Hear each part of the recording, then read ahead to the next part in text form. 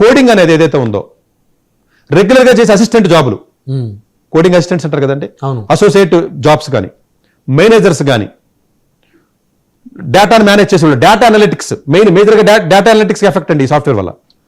Data analysis చేస్తారు చూసారా, అవును. ఆ రోల్స్ మొత్తం ఎఫెక్ట్ పడే అవకాశం ఉంది వస్తే. డేటా అనలిటిక్స్ రోల్కి ఎక్కువ ఎఫెక్ట్ పడుతుంది. అంటే కరెక్ట్గా మీకు టెక్నికల్గా చెప్పాలంటే నేను ఐడియా ఉంది నాకు. ఉంది కదా, మీరు చేస్తారు కదా ఐటీ దాంట్లో, మీరు చేస్తారు, మీకు తెలియదు ఏం కాదు ఇవన్నీ. సో బేసికల్గా ఏంటంటేనంటే ఇప్పుడు వచ్చినటువంటి ఆంథ్రోపిక్ ఏదైతే మీకు ఉందో ఈ యొక్క మేజర్ పీపుల్కి కో పైలట్ లాంటిది, కో కోడర్ అండి. ఓకే, అంటే ఏంటి, మనిషి హెల్ప్ చేయక్కర్లా. అంటే 10 మంది ఉన్న చోట ఇద్దరే ఉంటారో ఇది హెల్ప్ చేస్తుంది. ఇప్పుడు మైక్రోసాఫ్ట్ కో పైలట్ అన్నప్పుడు పెద్ద ఏం కాదు అనుకున్నారు, దాని రూపం మారి ఇప్పుడు కో పైలట్. ఇప్పుడు మీరు ఇందాక అన్నారు కదా సతీష్ గారు, ఏదైతే డేటా ఎనాలిటిక్స్ కి ఎక్కువ ఎఫెక్ట్ పడే అవకాశం ఉందని.